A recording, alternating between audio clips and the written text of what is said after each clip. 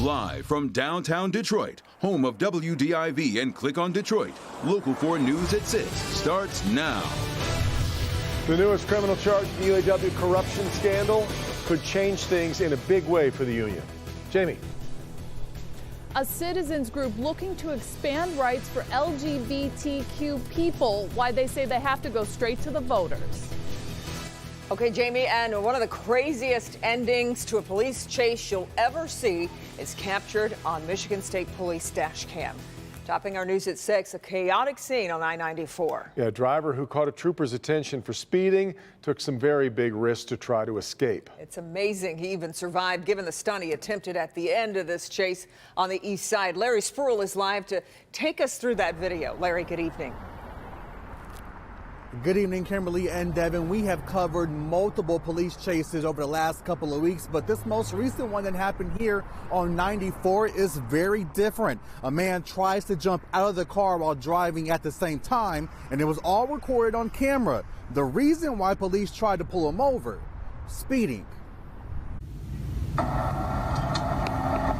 He was just making a traffic stop for a simple speeding violation. But Lieutenant Mike Shaw with Michigan State Police tells me this January 3rd chase turned out to be anything but simple. Clear, got one black Impala with a transit repair plate running from him. Shaw says at first the troopers stopped the chase for safety reasons. It's not worth chasing somebody just for speeding, so the trooper just turned his lights off, kind of backed off a little bit, and lo and behold, 61, I got him again. he comes right back down on the freeway. And that's when things got wild. You can see the driver started to switch multiple lanes, and at this point he stood outside the car while still driving. Then this happened. He slammed the car against the middle wall. He's lucky he didn't crush himself between the car and the wall. But even the crash against the wall did not stop the driver. He instantly jumped out the car and hopped over the wall onto the other side of oncoming traffic. Shaw said the trooper pulled out his taser gun and tased him. The trooper is lucky that he had to run across the street and actually use a taser, that nobody was hit on the freeway. Lieutenant Shaw tells me this week is the Back the Blue Detroit campaign, and they wanted to release the video not to show the chase, but to remind people what troopers go through on a daily basis and how they are trying to keep people safe on the roads. We're live on Interstate 94 tonight. Larry Spruill, Local 4. Yeah, amazing nobody was hurt, especially jumped over the median into 3 lanes of traffic. My goodness. That driver, he was arrested, you said, Larry, but what are the charges? Well, Kimberly, Lieutenant Shaw tells me he had a couple of warrants and he was turned over to that agency. Meanwhile, MSP is also looking at charges of fleeing and eluding. Yeah, Kimberly? All of that just for speeding, my goodness. All right, Larry, thanks. As far as the state has come, many believe Michigan falls short when it comes to protecting LGBTQ people from discrimination. Well, now there's a new push to amend the state's Civil Rights Act, putting it in the hands of voters instead of legislators. Jamie Edmonds live with the reaction, though, Jamie, we should note that this issue has come up before.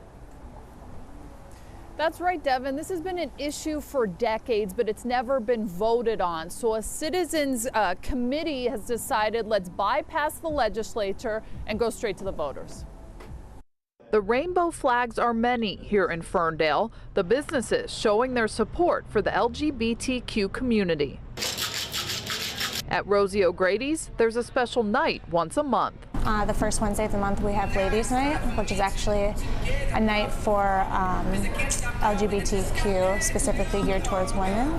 But despite all of this support, those who identify as LGBTQ can still be fired from jobs or even refused housing because of sexual orientation or gender identity. We see people come through our doors every day who are discriminated against in housing, public accommodation, and being fired from their places of work.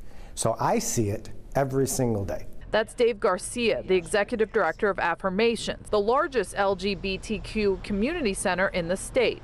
He's very much in support of what a Michigan citizens group did today. The group is called Fair and Equal Michigan. They submitted a petition with the Board of State Canvassers to amend the state's current civil rights law to include sexual orientation or gender identity or expression. CEOs of major companies like Dow, DTE, consumers, even Apple have come out in support. The majority of the state agrees with it. Our businesses agree with it. I think it's great. I think it's good for people to be fighting for our rights, and everybody should be treated equal. It's 2020.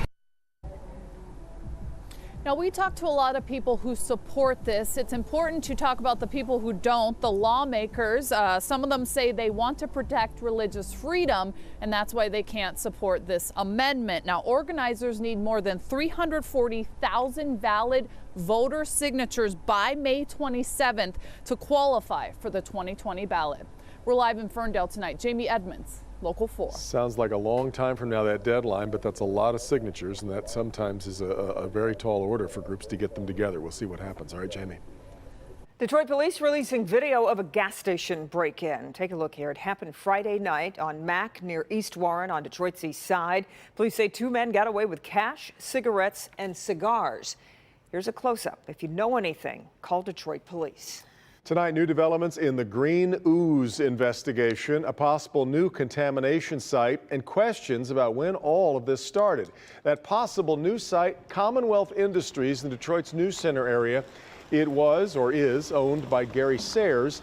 The Detroit Free Press reports on Google Maps you can see a liquid leaking onto I-696 as far back as 2016. Now, nothing has been found at Sayers' Deckerville site up in Sanilac County in the Thumb, but a source tells us in the next few weeks the state is going to use technical gear to see if anything was indeed buried there.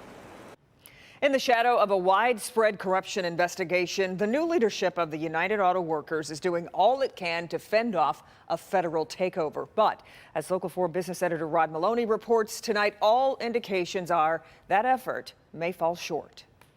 For the past 5 years now, we have watched defendants walk in and out of federal court in this UAW case, and all along there was the undercurrent that the UAW itself could be in some serious trouble. And now with this filing, with Vance Pearson's case, the rumbling is more like a roar.